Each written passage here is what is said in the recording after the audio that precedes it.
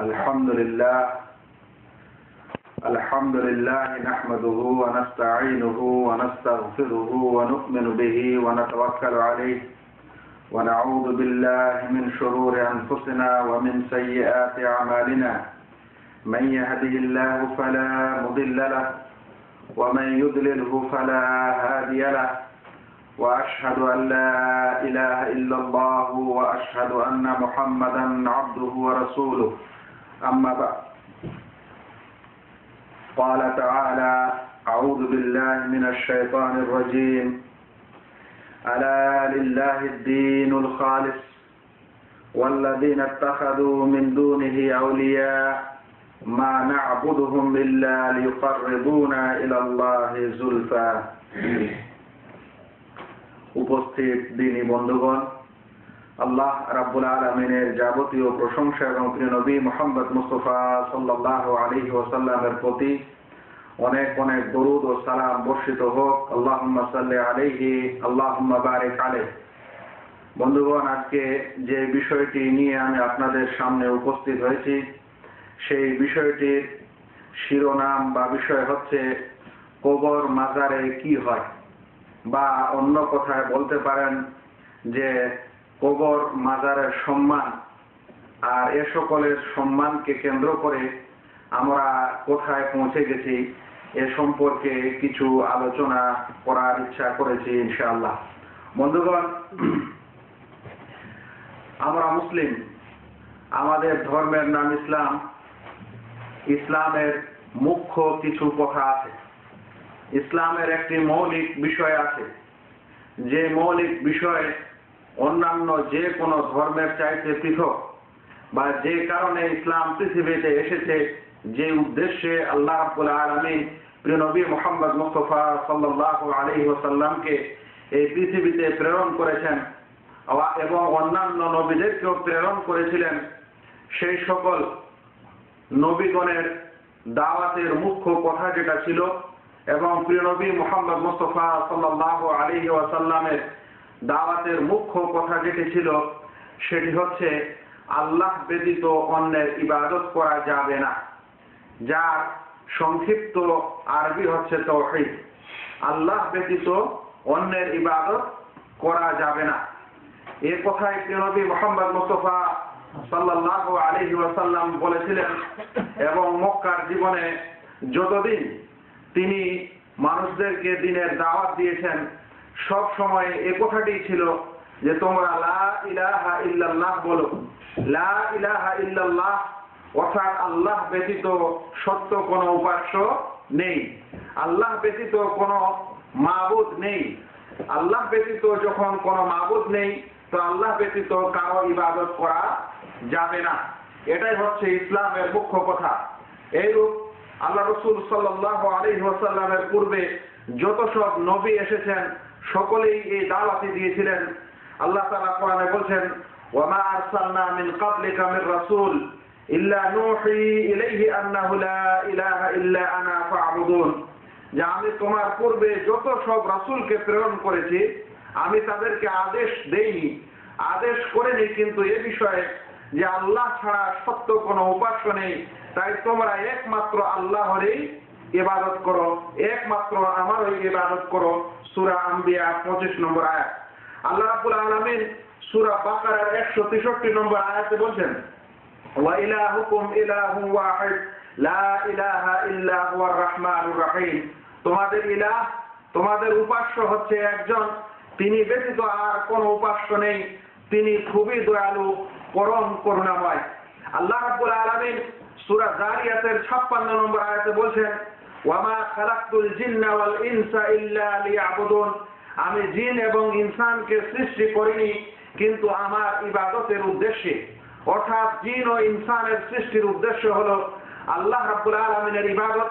সমস্ত নবীগণ যারা দুনিয়াতে মানুষকে হেদায়েতের উদ্দেশ্যে এসেছিলেন সেই উদ্দেশ্যটা ছিল মানুষ যেন পৃথিবীতে একমাত্র এক আল্লাহ রাব্বুল আলামিনের ইবাদত করে, তিনি ছাড়া অন্যের ইবাদত না করে, তার সাথে কাউকে শরীক বা অংশী না করে প্রিয় নবী মুহাম্মদ মুস্তাফা সাল্লাল্লাহু আলাইহি ওয়াসাল্লামও যেই দাওয়াতটি মক্কার মানুষকে দিয়ে থাকেন বা মক্কার মুশরিকদের দিয়েছিলেন, সেটা ছিল তোমরা লা ইলাহা ইল্লাল্লাহ সাক্ষী দাও। কিন্তু মক্কার মুশরিকরা সেই সাক্ষী দিত না। এমন ছিল না যে মক্কার মুশরিকরা আল্লাহকে বিশ্বাস করত না, এরকম ছিল না তারা যে মক্কার মুশরিকরা আল্লাহকে অস্বীকার করত, আল্লাহ বলে কোন সৃষ্টিকর্তা আছে এর অস্বীকার করত, এরকম না। বরং মক্কার মুশরিকরা সকলে আল্লাহ রাব্বুল আলামিনকে বিশ্বাস করত এবং আল্লাহ রাব্বুল আলামিনের কিছু ইবাদতও করত।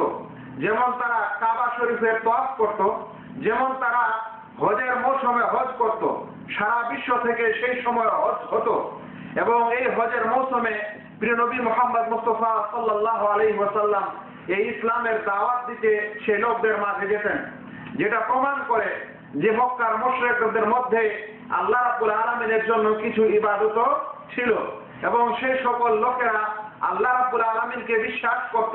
তাই আল্লাহ রাব্বুল আলামিন কোরআনে অন্য স্থানে বলছেন যে লা ইন সাআলতাহুম মান খালাকাস সামাওয়াতি ওয়াল আরদ, যদি তুমি তাদের জিজ্ঞাসা করো যে আকাশ ও জমিনকে কে সৃষ্টি করেছে, লা ইয়াকুলুন্নাল্লাহ, তাহলে তারা বলবে, অবশ্যই বলবে যে আল্লাহ রাব্বুল আলামিন সৃষ্টি করেছেন।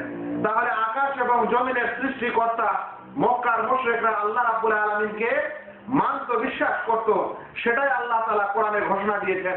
কিন্তু এই সকল লোককে আল্লাহ রাসূল সাল্লাল্লাহু আলাইহি ওয়াসাল্লাম কি বুঝাতে আসলেন? কেন তারা লা ইলাহা ইল্লাল্লাহ পড়ছিল না, সাক্ষী দিচ্ছিল না? আল্লাহ রাসূল সাল্লাল্লাহু আলাইহি ওয়াসাল্লামের দাওয়াতের মুখ্য কথা ছিল যে তোমরা আল্লাহকে যখন মানো বা উপাস্য মনে করো, তাহলে তখন আল্লাহ ব্যতীত আর কোনো অন্যের উপাসনা হবে না। সেই সকল উপাসনা যেটা মক্কার জনপদে সেই সময় হতো, সেই সকল উপাসনার মধ্যে ছিল যে তারা সৎ লোকের নামে সেখানে মূর্তি বানিয়ে রেখেছিল এবং সেই সৎ লোকের মূর্তিগুলোর তারা ইবাদত করত। সেই সকল মূর্তিকে তারা আল্লাহ তাআলার কাছে নৈকট্যকারী মনে করত, আল্লাহ তাআলার কাছে সুপারিশকারী মনে করত। সেই সকল মূর্তিকে তারা ভালো মন্দ করার ক্ষমতা রাখে, এটা তার মধ্যে বিশ্বাস রাখত। এ সকল কিছুই ছিল তাদের আল্লাহ ব্যতীত অন্যের ইবাদত করা বা অন্যকে উপাসনা করার একটা প্রথা, যেগুলি আল্লাহ রাসূল সাল্লাল্লাহু আলাইহি ওয়াসাল্লাম উৎখাত করার জন্য এবং এর থেকে সতর্ক করার জন্য প্রিয় নবী মুহাম্মদ মুস্তাফা সাল্লাল্লাহু আলাইহি ওয়াসাল্লাম মক্কায় এসেছিলেন, সারা সমগ্র বিশ্বে এসেছিলেন। আসার পর তিনি যখন দাওয়াত দিলেন মানুষকে যে তোমরা লা ইলাহা ইল্লাল্লাহ পড়ো, তখন মক্কার মুশরিকরা এটা পড়তে রাজি হলো না। তারা বলল যে না, আমরা কি এ সকল ইলাহ এবং সকল উপাসনা ছেড়ে, উপাস্য ছেড়ে এক আল্লাহর ইবাদত করব, উপাসনা করব, এটা হতে পারে না। সে কারণে আল্লাহ রাসূল সাল্লাল্লাহু আলাইহি ওয়াসাল্লাম প্রায় 13 বছর ধরে মক্কার জনপদে বাড়ি বাড়িতে রাস্তাঘাটে মানুষকে যে লা ইলাহা ইল্লাল্লাহ দাওয়াত দিতেন, তারা লা ইলাহা ইল্লাল্লাহ পড়তে অস্বীকার করে। তারা ভেবে নিয়েছিল যে যদি আমরা লা ইলাহা ইল্লাল্লাহ বলি, অর্থাৎ আল্লাহ ছাড়া সত্য কোনো উপাস্য নেই, এই সাক্ষীটা দিই, তাহলে আমরা আর অন্যের কোনো উপাসনা করতে পারবো না। আল্লাহ ছাড়া অন্যের কাছে গিয়ে সুপারিশ চাইবো, এটা হতে পারে না। আল্লাহ ছাড়া অন্যের কাছে গিয়ে অসুস্থ থেকে আরোগ্য কামনা করবো, এটা হতে পারে না। আল্লাহ ছাড়া অন্যের কাছে গিয়ে নজর নিয়াজ দিব, এটা হতে পারে না। সেই কারণেই তারা লা ইলাহা ইল্লাল্লাহ বলতে চাচ্ছিল না। বন্ধুগণ, তাই আমাদের এটা বুঝতে বা এটা বলতে কোনো অসুবিধা হওয়ার নেই যে ইসলামের মূল কথা হচ্ছে যে পৃথিবীর সকল মানুষ যেন আল্লাহ ছাড়া অন্যের ইবাদত বা উপাসনা না করে।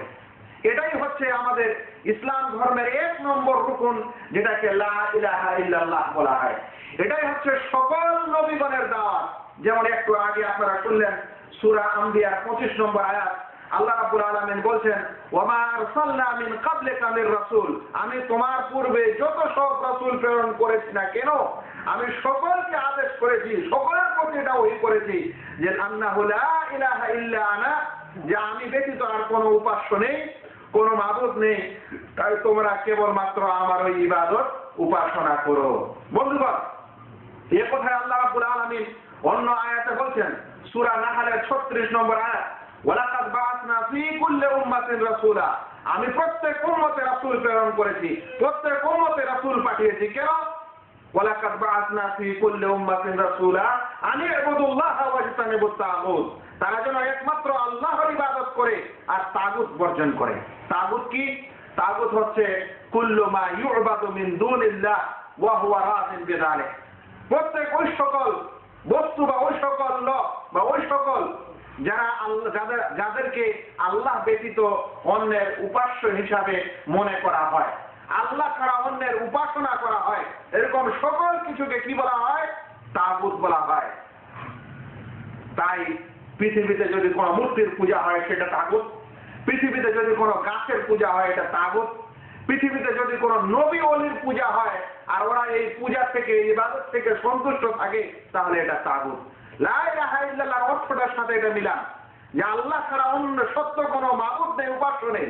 আর এখানেও আল্লাহ রাব্বুল আলামিন আয়াতে বলছেন যে প্রত্যেক নবীকে রাসূলকে প্রেরণ করা হয়েছে যেন তারা একমাত্র আল্লাহর ইবাদত করে, আল্লাহকে উপাস্য মেনে তারই উপাসনা করে, আর আল্লাহ ব্যতীত যাদের উপাসনা হচ্ছে এই সকল তাগুতকে বর্জন করে। মক্কা থেকে নবী করিম সাল্লাল্লাহু আলাইহি সাল্লাম মদিনায় গেলেন হিজরত করে। এটাই এই মুখ্য কথার উপরে, এই মুখ্য বিশ্বাসের উপরে ইসলাম সারা পৃথিবীতে প্রচার প্রসার লাভ করে। এই বিষয়ে একটি ছোট্ট কথা না বলে পারছি না। যখন সাহাবায়ে কেরাম এক দেশ থেকে আরেক দেশ জিহাদ করার জন্য, ইসলাম প্রচারের জন্য যেতেন, সেই সময় তারা একটি কথা বলতেন, সকল বাদশার সামনে স্পষ্ট ভাবে সেই কথাটি বলতেন, জিনা লিনুখরিজা মান শাআল্লাহ মিনাল ইবাদি মিন ইবাদাতিল ইবাদ ইলা ইবাদাতি রাব্বিল ইবাদ। আমরা আপনাদের দেশে এসেছি বা আমরা আপনাদের কাছে এসেছি এই কারণে যে মানুষকে আমরা মানুষের দাসত্ব থেকে, মানুষের গোলামি থেকে আল্লাহ রাব্বুল আলামিনের গোলামের দিকে আহ্বান করতে এসেছি। আমরা আপনাদের সমাজে সাহাবায়ে কেরামের কথা স্পষ্ট বলতেন, যে কোনো বাদশার সামনে, অমুসলিম বাদশার সামনে কিংবা যে কোনো অমুসলিম সমাজে, যে আমরা আপনাদের কাছে এসেছি এই কারণে যে আমরা আপনাদেরকে মানুষের দাসত্ব থেকে, মানুষের গোলামি থেকে, মানুষের ইবাদত থেকে আল্লাহ রাব্বুল আলামিনের ইবাদতের দিকে ফিরিয়ে দিতে চাই। তাহলে সাহাবায়ে কেরামরাও এই নিয়মে, এই পদ্ধতিতে ইসলাম প্রচার করেছিলেন যে মানুষ যেন একমাত্র আল্লাহ রাব্বুল আলামিনের ইবাদত করে, অন্যের ইবাদত না করে। আল্লাহ ব্যতীত অন্যের ইবাদত পৃথিবীতে শুরু হয়েছিল কিভাবে সেটা নূহ আলাইহিস সালামের ঘটনা থেকে ক্লিয়ার জানা যায়। মুফাসসিরে কেরাম লিখেছেন, কয়েকটি হাদিসও এর ইঙ্গিত ও ইশারা এসেছে যে নূহ আলাইহিস সালামের যুগে যখন প্লাবন হলো, হওয়ার পর লোকজন মারা গেল, নতুন করে আবার যখন জনপদ বসবাস করলো, তারপর এক পিঢ়ি যাওয়ার পর শয়তান মানুষ রূপে এসে তাদেরকে বলেছিল, তোমাদের এই ওদের ভালো ভালো মানে যারা আল্লাহর ওলি ছিল, অন্য কথায় বলতে পারেন পরহেজগার মানুষ ছিল, তাদের নাম ধরে ধরে বলেছিল যে তোমরা ওদেরকে কেমন মনে করো? অবশ্যই তারা বলল যে অবশ্যই তারা ভালো মানুষ ছিলেন, তারা সবচেয়ে উত্তম মানুষ ছিলেন, তারা আমাদের এই ছিলেন। তখন শয়তান তাদেরকে বলেছিল যে তাহলে তোমরা ওদের একটা ছবি তৈরি করে নাও, একটা মূর্তি তৈরি করে নাও, যে বাড়িতে রাখো, ওদের যখন স্মরণ করবে তখন তোমরাও ওরকম ভালো করে তাকওয়া এবং ভালো পরহেজগার হবে, আল্লাহর অনুসরণ করবে। কিছু মানুষ মনে করেছিল যে এটা খুব সৎ উপদেশ, তাই তখন তারা ওই সকল লোকের মূর্তি তৈরি করে বাড়িতে রেখেছিল। এখনো কিন্তু পূজা তাদের শুরু হয়নি। অতঃপর যখন কয়েক পিঢ়ি চলে গেল তখন তাদের সন্তানদের কাছে এসে বলল, আচ্ছা বলো তো তোমাদের বাড়িতে এই মূর্তিগুলা কেন আছে? তখন ওরা বললো, এগুলো আমার পূর্বপুরুষদের ছবি, এরা খুব ভালো মানুষ, সৎ মানুষ ছিল। শয়তান বললো, জানো তোমাদের পিতা মাতা এগুলো কি করতো? বলে, না আমরা দেখিনি আমাদের পিতা মাতাকে কিছু করতে। তো তোমাদের পিতা মাতা এদের ইবাদত করতো, এদেরকে ওসিলা মনে করতো, এদেরকে শ্রদ্ধা করতো, এদের সম্মান করতো, এদের মাধ্যমে আল্লাহ তাআলার কাছে চাইতো। তখন ওই জনগণ, ওই জেনারেশন শুরু করে দিল এই নিয়মে, এই পদ্ধতিতে ঢুকে পড়লো ইসলামে, সৎ মানুষকে কেন্দ্র করে আল্লাহ ছাড়া অন্যের ইবাদত ও উপাসনা। বন্ধুগণ, আমি যে বিষয়টি আপনাদের বুঝাতে চাচ্ছি সেটা হলো আজ এই কথা যে আজ প্রিয় নবী মুহাম্মদ মুস্তাফা সাল্লাল্লাহু আলাইহি সাল্লামের উম্মতকে আল্লাহ রাসূল সাল্লাল্লাহু আলাইহি সাল্লাম এই আল্লাহ ব্যতীত অন্যের উপাসনা থেকে দূরে করেছিলেন এবং তাওহীদের উপর প্রতিষ্ঠিত করে গেছিলেন। আমাদের নবী করিম সাল্লাল্লাহু আলাইহি সাল্লামের উম্মতের মধ্যেও ওই সব লোককে কেন্দ্র করে ঢুকে পড়েছে কবর মাজারের সম্মান এবং কবর মাজারকে সম্মান করে আল্লাহ ব্যতীত অন্যের ইবাদত ও উপাসনা। আর কবর এবং মাজারি ভাইরা কি মনে করে? তারা এই কথাই বলে যে কবরে যে বাবা আছে, যে খাজা বাবা আছেন, সে আল্লাহর ওলি। তারা এই কথাই মনে করে যে এদের মাধ্যমে আমরা আল্লাহ তাআলার কাছে পৌঁছাতে পারি, যার পীর নাই তার পার নাই। এরাই আমাদের গুনাহ খাতাকে আল্লাহ রাব্বুল আলামিনের কাছে সুপারিশ করে ক্ষমা করাতে পারে। এরা কিয়ামতের দিনে সুপারিশ করতে পারে। এরা আমাদের লাভ ক্ষতি যেগুলো অসুখ ব্যাধিতে হয়ে থাকে সেই সকল কিছু ভালো করতে পারে এদের মাধ্যমে। এটাই না মনে করে? এই উদাহরণ, এই বিশ্বাস যেটা আমাদের সমাজে এখন আছে অনেকের মাঝে, এটা আর নূহ আলাইহিস সালামের সেই গোষ্ঠীর মধ্যে, সেই বিশ্বাসের মধ্যে যেটা শয়তান তাদেরকে দিয়েছিল, তার মধ্যে কি বিশেষ কোনো পার্থক্য আছে? বন্ধুগণ, আজ এই কবর মাজারে যা কিছু ঘটছে, যদি আপনি তাদেরকে বলেন যে ভাই আপনাদের এই কার্যকলাপ শিরক, এটা করা যাবে না, এটা ইসলামের মুখ্য উদ্দেশ্য বিপরীত কাজ, তাওহীদের বিপরীত কাজ, তখন তারা চট করে বলে যে ভাই শিরক তো তখন হয় যখন আল্লাহ ছাড়া অন্যের ইবাদত করা হয়, আমরা তো এই ওলি আউলিয়ার ইবাদত করি না। ওদের কাছে এটাই বড় সমস্যা। ওরা মনে করে যে আমরা আল্লাহর ইবাদত করি, এই ওলি আউলিয়ার ইবাদত করি না। কবর দরগাহে আমরা আল্লাহ ব্যতীত অন্যের ইবাদত করি না। সেম কথায় মক্কার মুশরিকরাও আল্লাহ রাসূল সাল্লাল্লাহু আলাইহি সাল্লামকে বলেছিল যে আমরা এই মূর্তিগুলার তো পূজা করি না। তাহলে কি করো তোমরা, এই মূর্তি বানিয়ে রেখেছো কেন? পূজা করো না তো? তখন তারা বলেছিল কারণ আমরা এই কারণে পূজা করি যে এরা আল্লাহর নিকটে করে দিবে। এরা আমাদেরকে কি করবে? আল্লাহর নিকটে করে দিবে, আল্লাহর সান্নিধ্যে এনে দিবে। আল্লাহ তাআলার কাছে আমরা যেতে পারি না সরাসরি। আল্লাহ তাআলার মানে রহমত ও সন্তুষ্টি আমরা সরাসরি লাভ করতে পারি না। এদের মাধ্যমে আমরা সেটা পাবো। কোরআনের আয়াত সূরা জুমারের 3 নম্বর আয়াত, আল্লাহ রাব্বুল আলামিন বলছেন ওয়াল্লাযিনা তাখাযু মিন দুনিহি আউলিয়া, যারা আল্লাহ ব্যতীত অন্যকে ওলি হিসাবে গ্রহণ করেছে, আল্লাহ ব্যতীত অন্যকে ওলি মনে করেছে, তারা বলে মা না'বুদুহুম ইল্লা লিয়ুকাররিবুনা ইলাল্লাহি যুলফা, আমরা এদের ইবাদত করি না কিন্তু এরা এই কারণেই করি যে এরা আল্লাহর সান্নিধ্যে করে দিবে, আল্লাহর নিকটে করে দিবে। আল্লাহ বলছেন ইন্নাল্লাহা লা ইয়াহদি মান হুয়া কাযিবুন কাফার, আল্লাহ তাআলা ক্ষমা করেন না, আল্লাহ তাআলা মানুষকে সৎ পথ দেখান না, হেদায়েত দেন না ওই সকল ব্যক্তিকে যারা মিথ্যুক, যারা কাফের।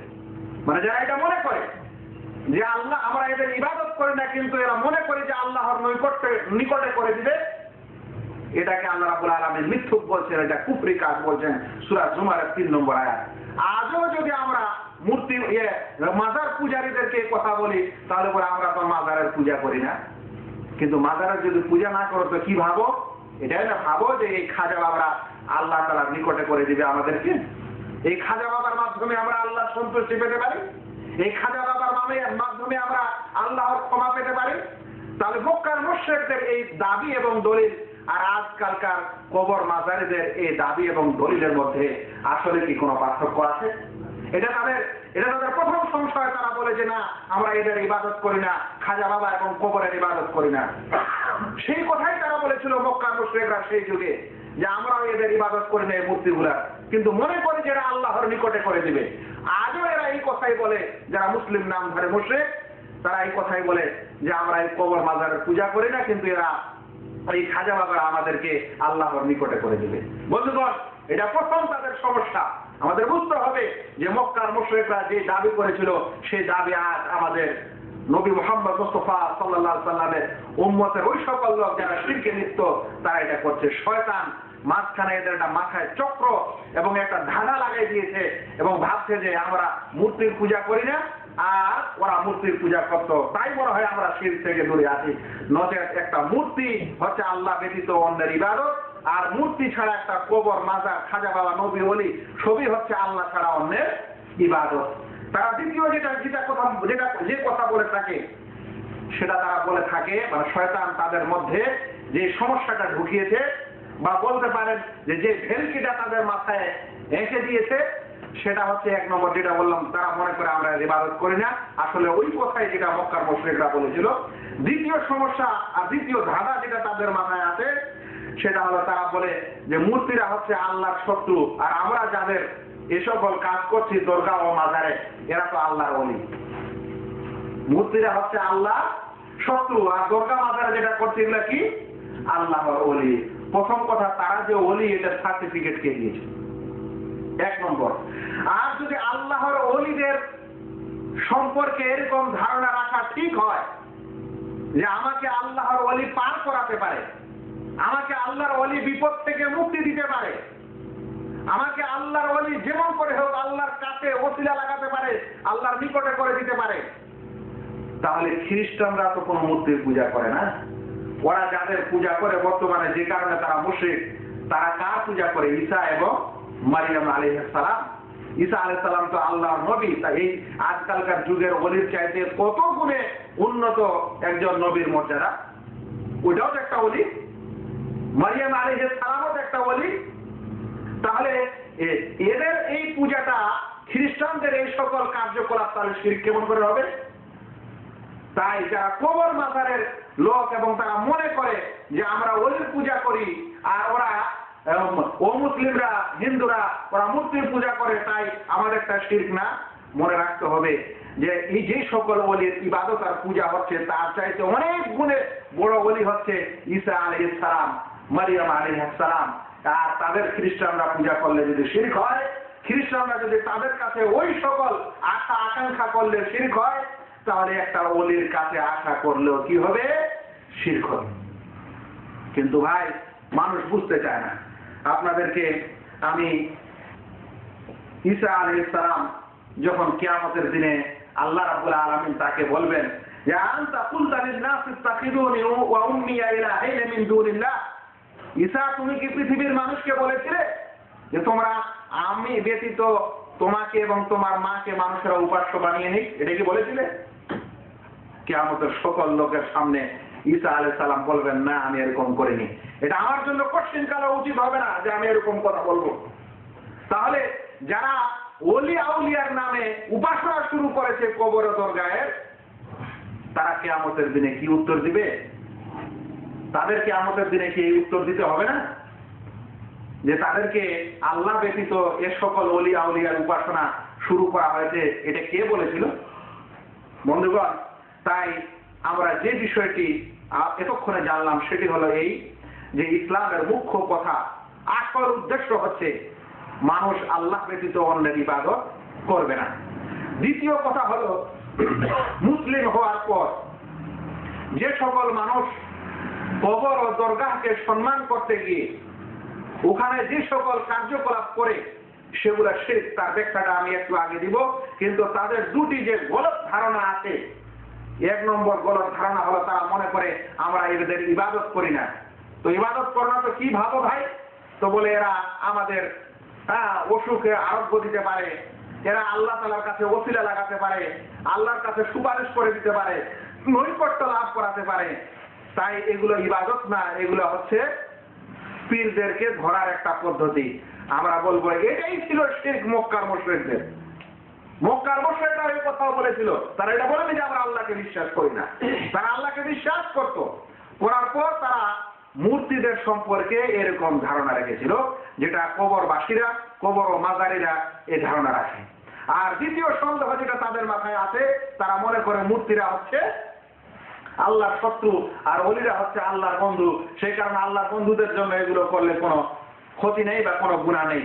আমরা বলবো যে সেম এই জিনিস খ্রিস্টানদের উপর, তাদের নবী এবং তাদের নবীর মা অনেক বড় ওলি, আর ওরা যদি ওদের সঙ্গে এগুলো করে থাকে ঠিক হতে পারে, তাহলে এগুলো হবে।